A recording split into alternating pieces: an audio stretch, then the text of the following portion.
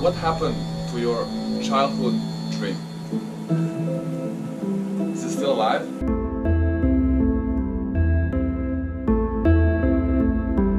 These are some of my first trophies. It started becoming like a real dream.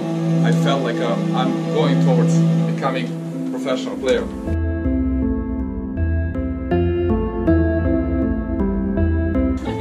Next speaker, Milan, a bigger guy, but he wants to see and feel butterflies in March. Firstly, welcome Milan's IE, Josie. Akio. Okay, taken by Akio. Today, Milan is also giving an icebreaker speech. So the goal of his speech is to introduce himself to the club and all of our guests here tonight. Good luck, Milan. You're gonna crush it. Okay, welcome Milan Kunyatin, the dream. The dream, Milan Kunyatin.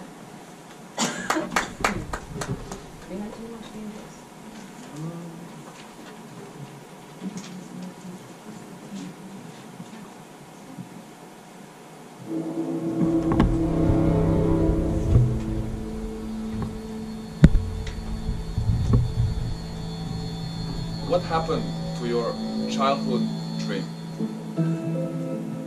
Is it still alive? Or did it get lost? Forgotten? I've always had this dream. I wanted to become a professional tennis player.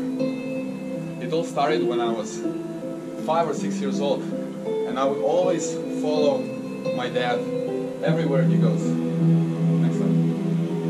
So he was a passionate fisherman, so I would always go with him and we would explore these crazy rivers.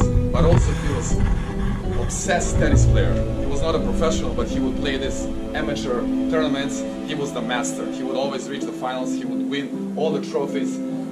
I was so into it. I was cheering for him. When he would win a trophy, I would be so happy. When he would lose, I would cry. I got so emotional and I got hooked. I was hooked. Then I faced the traffic light, the first traffic light, and this one was green light. I knew I wanted to go full on tennis, and of course I could continue my school. At this moment it was possible to balance the two, so that's where I started training and playing the junior tournaments. I was improving at a very fast pace, and these are some of my first trophies. It started becoming like a real dream. I felt like I'm going towards becoming a professional player. As a junior player, I reached the top level in my country, and it all felt like the dream is coming true. I even became officially ranked, the world ranked player, which is very difficult to achieve. And then there was the moment where I had to make a big decision. Is it going to be education or tennis? Because I was finishing my high school. So the moment was very difficult. Fortunately, I had the option. Next slide. I was able to go for both education and tennis. So I went to America and I was studying, playing tennis, and my degree was design. So I really enjoyed it. It was very, very exciting. But I still couldn't wait for that first day to graduate and keep playing. So after that, I had to go home. When I got home, it all became a real fight. Of course, I was at home with my parents, with my friends. But the fight was, of course, on the tennis court, because I started playing tournaments and I was alone. I didn't have a coach. I was traveling alone. So I was fighting, but also the fight was inside me, because the more I was playing these tournaments, the more I was realizing that it's very, very difficult to go in that route, because I wasn't able to support. The income was not enough. So I had to find a way how I can cover some expenses. I started doing some trainings and coaching on the side, which again didn't seem like a long-term solution. So the next step was I had an offer to go to this metropolis city in London, where I got the master's scholarship and I went for finance. A big switch. I got interested in finance. At the same time, I was coaching and still playing at the university. This is switching. Okay.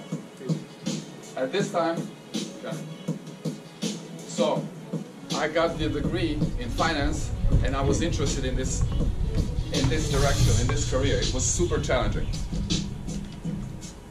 But then, this is where everything kind of stopped. And this is where I had to make another big decision.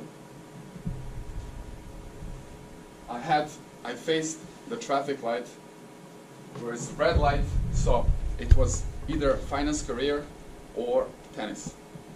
And I was thinking, is it worth it to sacrifice your dreams? Even though I was very curious and very interested in finance, I had to go with my initial dream. So I continued, and this is when I came to China, and I started teaching tennis at this amazing tennis club. I had this professional junior players who I was leading. I was their mentor. I was inspiring them. At the same time, I played some tournaments for myself as well. I even played some exhibition matches with the best Chinese player, the men's tennis player, and that was an amazing experience. That followed some of my first posts about my daily experiences, and it felt amazing to share your passion with others, and I felt that some players can feel that and also get motivated. So that was the first sign that led into another kind of post, next one, about mentality lessons. Something like, feel the pain, stay focused and foolish, and in kind of inspirational side. It felt amazing to share my passion and my experiences. This is where I got to another traffic light, and this was green, same as in the beginning, and I knew this time it's tennis passion and it's impacting others. This is the start of TENFITMEN, and this is my personal brand. This is where it was born, and it's about tennis, fitness, and mental strength. So I started my YouTube channel and just started sharing all my experiences and my passion and everything I learned through this whole time.